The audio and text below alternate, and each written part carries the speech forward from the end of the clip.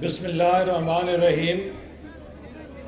جناب رانا ثناء اللہ صاحب، صدر مسلم لیگ نون پنجاب، جناب ملک ابرار صاحب، صدر مسلم لیگ نون راولپنڈی ڈویژن، جناب ملک عمر فاروق صاحب اور مسلم لیگ نون ٹیکسلا کے میرے ساتھیوں، بزرگوں، دوستوں، آج آپ کا یہ جوش و خروش دیکھ کر مجھے کوئی شک نہیں۔ میں 2 منٹ ذرا اذان کا وقفہ کرتا ہوں۔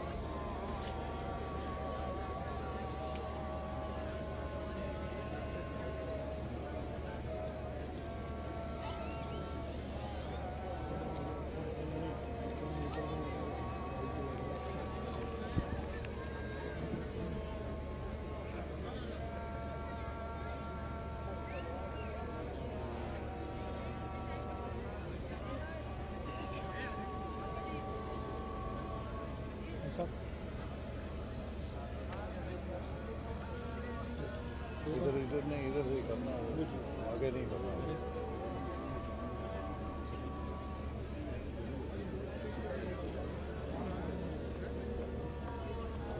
چیک کریں گے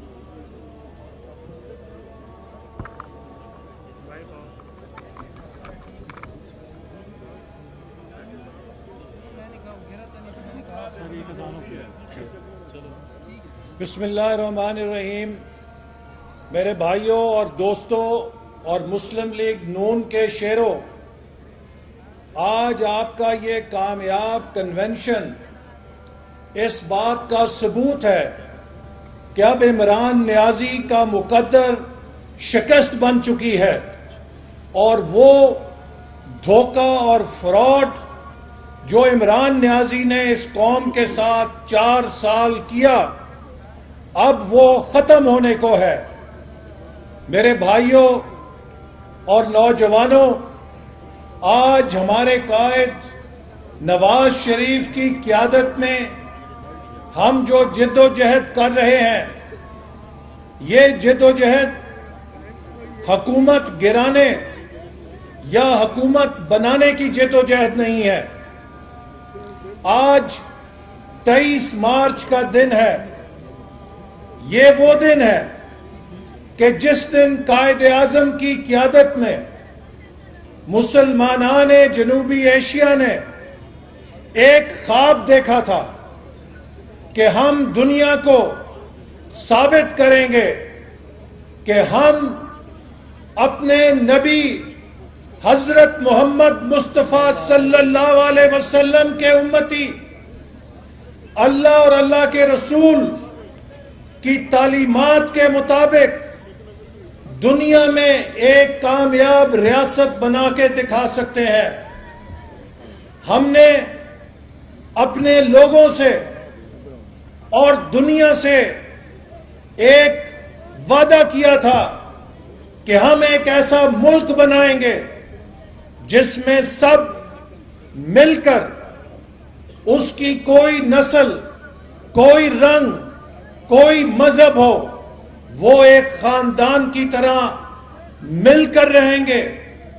وہاں غربت، بے روزگاری اور ناانصافی کا خاتمہ ہوگا، اور پاکستان دنیا کا ایک ترقی یافتہ ملک بنے گا۔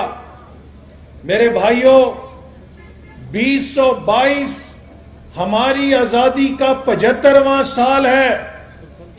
آج ہم سب کو سوچنے کا موقع ہے کہ ہندوستان کیوں ہم سے آگے نکل گیا. بنگلہ دیش جو 25 سال بعد ہمارے اپنے وجود سے نکل کر گیا، آج وہ فخریہ اشتہار لگا رہا ہے کہ 50 سالوں میں ہم نے پاکستان کو ہر شعبے میں پیچھے چھوڑ دیا ہے. کیا پاکستان کا یہ مقدر ہے کہ ہم غربت، بے روزگاری اور اس پسماندگی کا شکار رہیں، یا پاکستان کا یہ مقدر ہے کہ ہم دنیا کے سامنے ایک ترقی یافتہ ملک بنیں؟ میرے بھائیوں، ہم سب نے اپنی زندگی کی بڑی اننگز کھیل لی ہیں. اللہ کے فضل سے ہمارے قائد نواز شریف صاحب 3 دفعہ وزیر اعظم رہ چکے ہیں. ہم بھی 5 6 دفعہ اسمبلیوں کے رکن منتخب ہو چکے ہیں. بڑی بڑی اللہ کے فضل سے وزارتیں دیکھ لی ہیں. اب کسی کرسی کا کوئی لالچ نہیں ہے. اب اگر کوئی لالچ ہے تو یہ ہے کہ ہم ان بچوں کو ایک بہتر پاکستان دے کے جائیں. یہ جو بچے ہمارے سامنے نوجوان بیٹھے ہیں، ہم ان کو وہ پاکستان نہیں دے کے جانا چاہتے جس کو ہم نے 75 سال بھگتا ہے. ہم چاہتے ہیں کہ ان بچوں کو ایسا پاکستان دے کر جائیں جو معاشی طور پہ مضبوط ہو، جس میں ناانصافی نہ ہو اور جس کے اندر انتہا پسندی اور دہشت گردی کے زہر کا کوئی وجود نہ ہو. ہر پاکستانی امن کے ساتھ اور بھائی چارے کے ساتھ رہ سکے. ہم ان کو وہ پاکستان دے کے جائیں جو قائد اعظم کا پاکستان تھا، جو علامہ اقبال کا پاکستان تھا. اور یہ پاکستان بنانے کے لیے ہمیں اس ملک کو پاکستان کے آئین کے اوپر کھڑا کرنا ہے. ہمیں اس ملک کو اس بنیاد پہ کھڑا کرنا ہے کہ جس پہ یہ ملک اکٹھا رہ سکتا ہے اور ترقی کر سکتا ہے. میرے بھائیوں، ہر نظام کی ایک بنیاد ہوتی ہے. اللہ تعالیٰ نے جب ہماری تخلیق کی تو ہماری ہدایت کے لیے ہمیں قرآن مجید جیسی کتاب دی کہ اگر اس کے اوپر چلو گے تو فلاح پاؤ گے اور اس سے ہٹو گے تو تباہ ہو جاؤ گے. آپ اگر ٹیلی فون لے کر آتے ہیں موبائل، تو موبائل فون بنانے والا آپ کو ایک کتابچہ دیتا ہے کہ اس کو فون کو ایسے استعمال کرو گے تو یہ ٹھیک چلے گا، ایسے استعمال اس کے خلاف کرو گے تو یہ فون جل جائے گا. آپ گاڑی لے کر آتے ہیں، اس کے ساتھ ایک کتاب ہوتی ہے. آپ ٹریکٹر لے کر آتے ہیں، اس کے ساتھ ایک کتاب ہوتی ہے. آپ واشنگ مشین لے کر آتے ہیں، اس کے ساتھ ایک کتاب ہوتی ہے. ہر نظام کو جب بنایا جاتا ہے تو اس نظام کا ایک قاعدہ ساتھ ہوتا ہے کہ اگر اس نظام کو اس قاعدے پہ چلایا جائے گا تو وہ ٹھیک چلے گا، اس قاعدے کے خلاف چلے گا تو وہ نظام تہس نہس ہو جائے گا. جب ریاست بھی کھڑی کی جاتی ہے، جب ریاست بنائی جاتی ہے تو ریاست کا بھی ایک نظام ہوتا ہے، اس کا بھی ایک قاعدہ ہوتا ہے، اس کو آئین کہتے ہیں. اور جو ملک اپنے آئین پہ چلتا ہے وہ ترقی کرتا ہے، وہ پھلتا ہے، وہ پھولتا ہے، وہ مضبوط ہوتا ہے، وہ 2 ٹکڑے نہیں ہوتا. اور جس ریاست کو آئین پہ نہیں چلایا جاتا وہ ٹکڑے ٹکڑے بھی ہوتا ہے، وہ کمزور بھی ہوتا ہے اور وہ کنگال بھی ہوتا ہے. پاکستان اگر 75 سال سے دھکے کھا رہا ہے، ٹامکٹوئیوں میں گھما ہوا ہے، تو میرے بھائیوں اس کی وجہ یہ ہے کہ ہم نے قائد اعظم کے پاکستان کو اس کے آئین پہ چلنے نہیں دیا. اور اگر ہم نے اس کے آئین کو مضبوطی سے نہ تھاما، اس کے آئین کے مطابق اسے نہیں چلایا، تو خدا نہ خواستہ اس ملک کو مزید टुकड़े टुकड़े होने का भी खतरा है।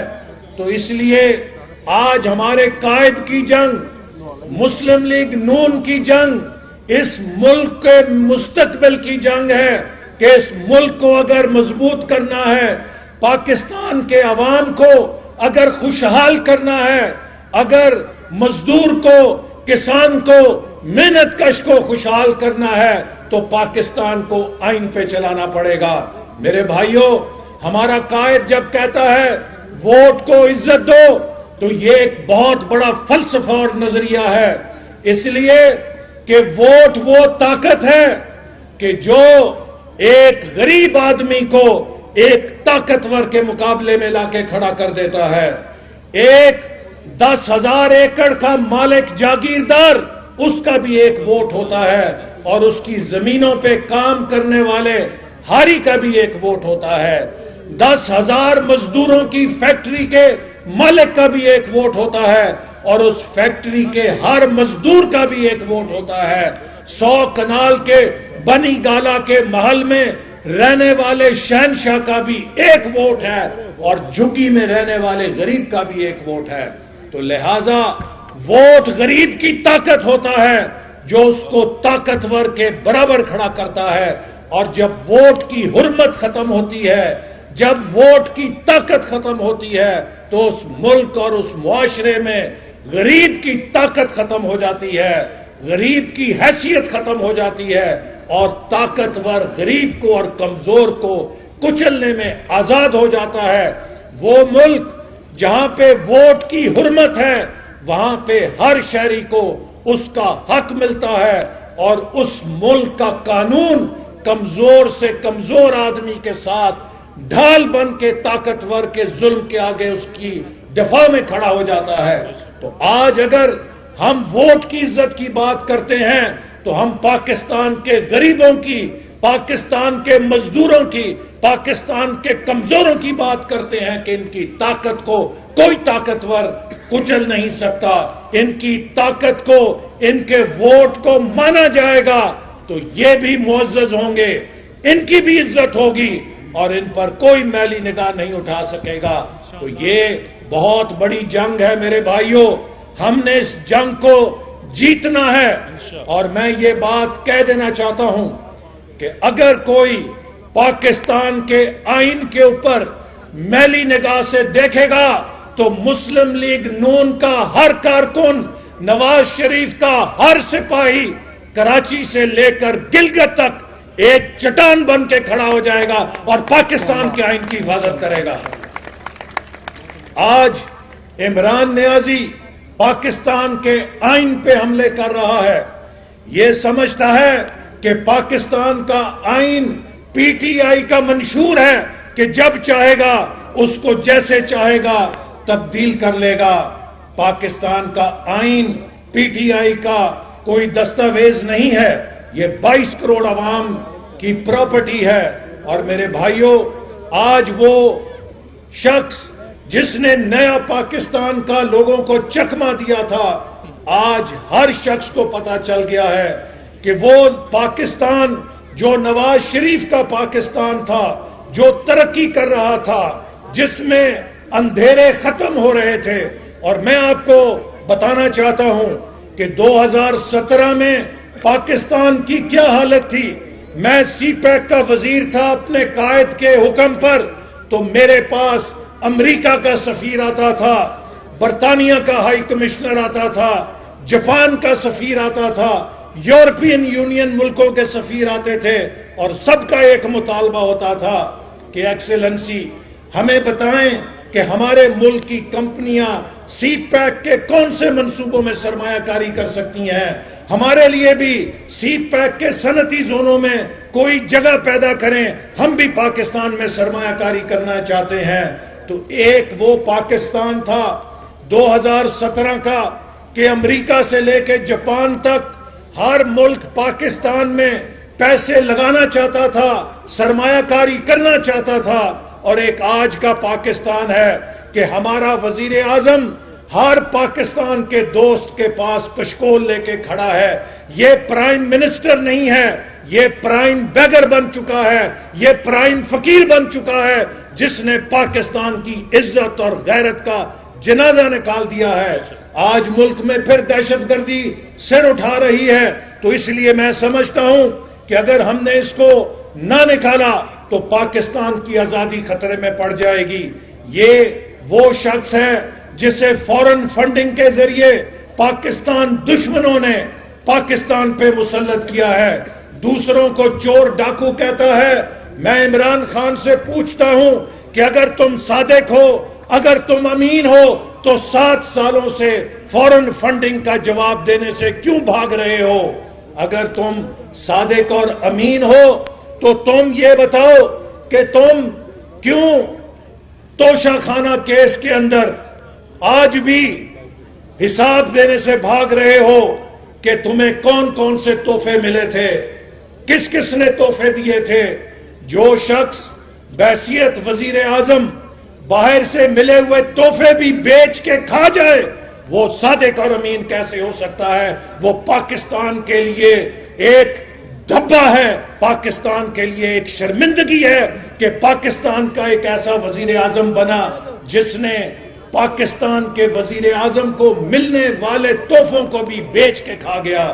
تو ایک ایسا شخص ہمیں اگر دعوت دے گا کہ میں پاکستان کا بڑا صادق اور امین ہوں, تو اس دھوکے میں ہم نہیں آ سکتے. پھر امر بالمعروف, او بھائی کون سا امر بالمعروف؟ کیا امر بالمعروف یہ ہے کہ غریب کا وجود مہنگائی کے ساتھ کچل دو؟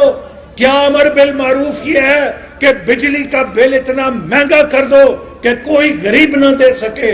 کیا امر بالمعروف یہ ہے کہ سردیوں میں غریب آدمی گیس کو ترسے اور گیس نہ آئے لیکن بل ایسا آ جائے کہ وہ ادا نہ کر سکے؟ کیا امر بالمعروف یہ ہے کہ بے روزگاری پیدا کر دو؟ کیا امر بالمعروف یہ ہے کہ کرپشن کی دکانیں لگا لو؟ آج یہ اپنی ناکامیوں کو مذہب کا نام استعمال کر کے چھپانا چاہتا ہے. ہم اسے نہیں کرنے دیں گے. قوم اس کا چہرہ جانتی ہے اور آج اس نے کچھ باتیں کی ہیں جن کا میں ضرور جواب دینا چاہتا ہوں. آج اس نے بڑک ماری ہے کہ میں استعفیٰ نہیں دوں گا. جی عمران نیازی صاحب, ہم بھی یہ سمجھتے ہیں کہ آپ کو استعفیٰ نہیں دینا چاہیے, اس لیے کہ تاریخ میں لکھا جانا چاہیے کہ پاکستانی قوم نے تحریک عدم اعتماد سے آپ کو ڈسمس کیا تھا. آپ کے مقدر میں لکھا جانا چاہیے کہ آپ کو پاکستانی قوم نے ڈسمس کیا تھا. تم انشاءاللہ تعالی وزارت عظمیٰ سے ڈسمس ہو گئے, ہم تمہیں مستعفی نہیں ہونے دیں گے. اور پھر یہ کہتا ہے کہ مجھے نکالا تو میں چپ نہیں رہوں گا. خان صاحب, جب تم نکلو گے تمہارے جو کرتوت قوم کے سامنے آئیں گے, تم تو کسی کو منہ نہیں دکھا سکو گے. چپ رہنے کی کیا بات کرتے ہو؟ آج پاکستانی قوم کے سامنے زیادہ زبانیں نہ کھلواؤ, لیکن انشاءاللہ مجھے یقین ہے کہ جب تم حکومت سے نکلو گے, تمہارے کالے کرتوت جب قوم کے سامنے آئیں گے تو تم پھر قوم کا سامنا نہیں کر سکو گے. تم کس کو ڈراتے ہو؟ چپ نہیں رہوں گا, بولنا, لیکن یہ قوم تمہاری بولتی بند کرا دے گی. اس قوم کا ایسا غیظ و غضب ہوگا. پھر آج یہ کہتا ہے کہ دیکھیں کون استعفیٰ دے گا. عمران خان, یہ استعفے کس سے لینے ہیں تم نے؟ تم کس کو دھمکیاں دے رہے ہو؟ تم ہم سے تو استعفے نہیں لے سکتے, اپوزیشن سے تو استعفے تم لے نہیں سکتے. تو اس کا مطلب یہ ہے کہ تمہارا اشارہ کہیں اور ہے. مجھے بتاؤ, کھل کے بات کرو کہ کیا چیف جسٹس کا استعفیٰ لینا ہے, کیا آرمی چیف کا استعفیٰ لینا ہے, کیا صدر پاکستان کا استعفیٰ لینا ہے, کس کا استعفیٰ لینا ہے, کس سے استعفے مانگ رہے ہو, کیوں دھمکیاں دے رہے ہو؟ یہ شخص حواس باختہ ہو گیا ہے اور اپنا اقتدار دیکھ کے اب یہ پاکستان کے اداروں کو برباد کرنے پہ تلا ہوا ہے. اس کے لوگوں نے سوشل میڈیا کے اوپر فوج کے خلاف اتنی غلیظ مہم چلائی کہ اب خود اس کے اوپر یہ شرمندہ ہو کے, جیسے کہتے ہیں کہ گونگلو سے مٹی جھاڑ رہے ہیں, لیکن قوم کو پتا ہے کہ تمہارے ارادے کیا ہیں. اور میں ایک بات بہت ادب کے ساتھ، نہایت ہی ادب کے ساتھ، کسی گستاخی کا کوئی پہلو نہیں، لیکن سپریم کورٹ کے چیف جسٹس صاحب سے بھی ایک عرض کرنا چاہتا ہوں کہ جناب چیف جسٹس صاحب، عمران خان کے خلاف تحریک عدم اعتماد پاکستان کے قومی اسمبلی کے اراکین کا استحقاق ہے. یہ شخص اپنی ہار دیکھ کے سپریم کورٹ میں اپنے اور اپوزیشن کے درمیان سپریم کورٹ کو فریق بنانا چاہتا ہے. یہ سپریم کورٹ کو اپنی جنگ کے اندر جھونکنا چاہتا ہے، جیسے کہ سینٹ کے الیکشن میں بھی اس نے کوشش کی تھی کہ سپریم کورٹ کو اپنی ڈھال بنائے. اور اس وقت سپریم کورٹ نے بہت دانش مندی کے ساتھ جب ریفرنس بھیجا گیا تھا تو اس ریفرنس سے خود کو نکال کر کسی سیاسی تنازع میں حصہ بننے سے انکار کر دیا تھا. آج پاکستان کے آئین میں بہت واضح لکھا ہوا ہے کہ پاکستان میں کسی رکن اسمبلی کے اوپر کوئی پابندی نہیں، کوئی ایسی پابندی نہیں کہ وہ تاحیات نااہل ہو اگر وہ حکومت کے خلاف ووٹ دیتا ہے. آئین یہ لکھتا ہے اگر کوئی ممبر حکومت کے خلاف ووٹ دیتا ہے تو وہ ڈی سیٹ ہو کے دوبارہ الیکشن لڑ کے ایک قیمت ادا کرے گا حکومت کے خلاف ووٹ دینے کی.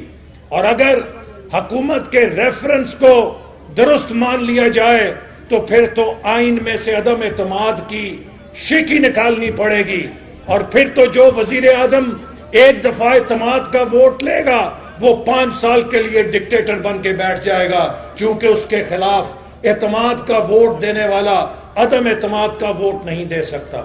تو لہٰذا میں امید کرتا ہوں کہ سپریم کورٹ اس موقع کے اوپر کہ جب عمران خان 178 اراکین سے جس نے اعتماد کا ووٹ لیا تھا اس میں سے 15 اراکین پبلکلی عوام کے سامنے آ کے کہہ چکے ہیں کہ اب یہ ہمارے اعتماد کا حقدار نہیں ہے. اس کا مطلب یہ ہے کہ 163 پہ اس کی نمبر آ گیا ہے، اور اگر اتحادی جماعتوں کو بھی نکال دیا جائے تو عمران خان شاید 145 کے اوپر رہ جاتا ہے، جبکہ 172 کے اوپر اکثریت ہوتی ہے. آج اس وقت جب ہم بات کر رہے ہیں عمران خان کے پاس 172 اراکین کا اعتماد نہیں ہے، وہ اقلیتی تعداد کا وزیر اعظم ہے، اور جو وزیر اعظم عدم اعتماد کا سامنا کر رہا ہو، جس کے خلاف اکثریت نے اپنا اظہار کر دیا ہو، وہ وزیر اعظم نہ کسی کو ڈسمس کر سکتا ہے، نہ وہ کسی سے استعفیٰ لے سکتا ہے، وہ صرف خود ہی ڈسمس ہو سکتا ہے. لہذا اپنی دھمکیاں اپنے پاس رکھو. کہتا ہے میرے پاس ٹرمپ کارڈ ہے.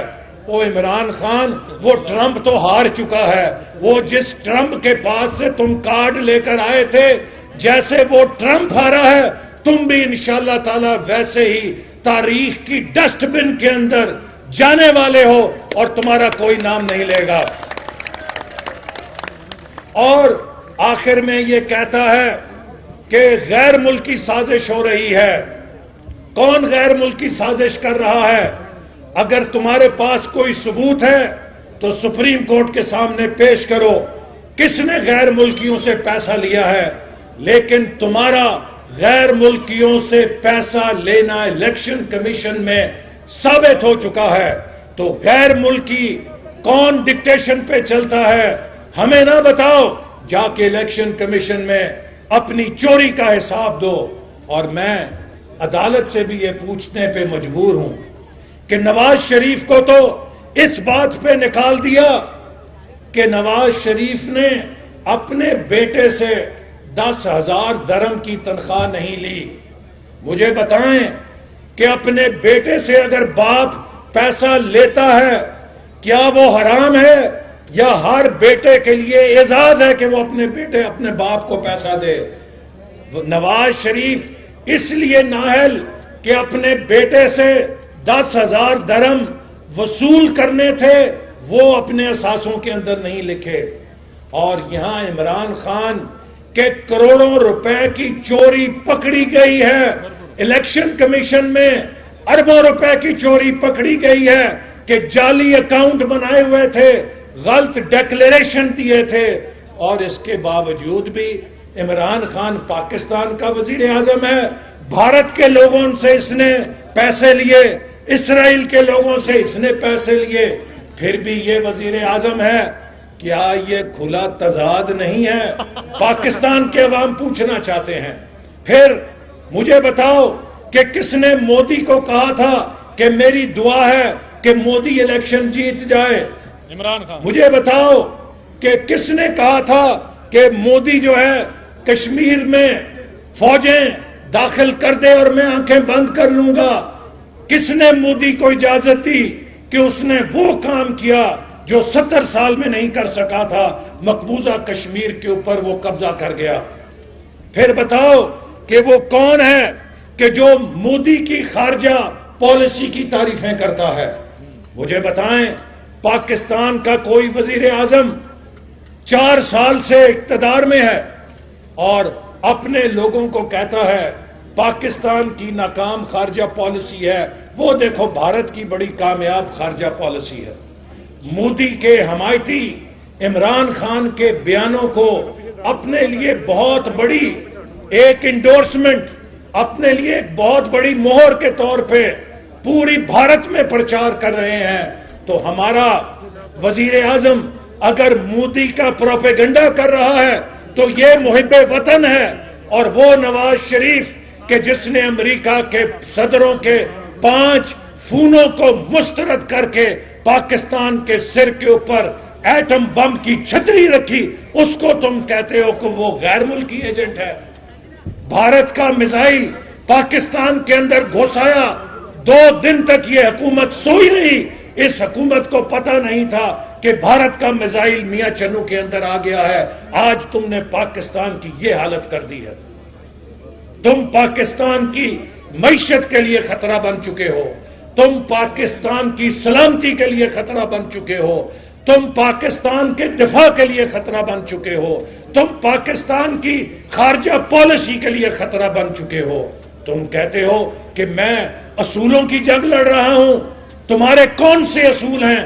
تم تو دنیا میں یو ٹرن کے ورلڈ چیمپئن بن چکے ہو. کن اصولوں کی بات بتاتے ہو؟ تم نے پاکستان کے شوگر مافیا، آٹا مافیا، تیل مافیا، سمگلنگ مافیا، منافع خوش جتنا سٹاکسٹ مافیا، سب کو اپنی کابینہ میں بٹھایا ہوا ہے. ان کے اوپر چھتری رکھی ہوئی ہے. چینی مہنگی، آٹا مہنگا، دوائیاں مہنگی، تیل مہنگا، ہر دنیا کی چیز کے اوپر سٹا تمہارے لوگ چلاتے ہیں. اور تم کہتے ہو کہ میں اصولوں کی جنگ لڑ رہا ہوں. اب تمہارے چہرے کا ایک ایک پردہ گر چکا ہے. اب انشاءاللہ تعالی انتظار کرو.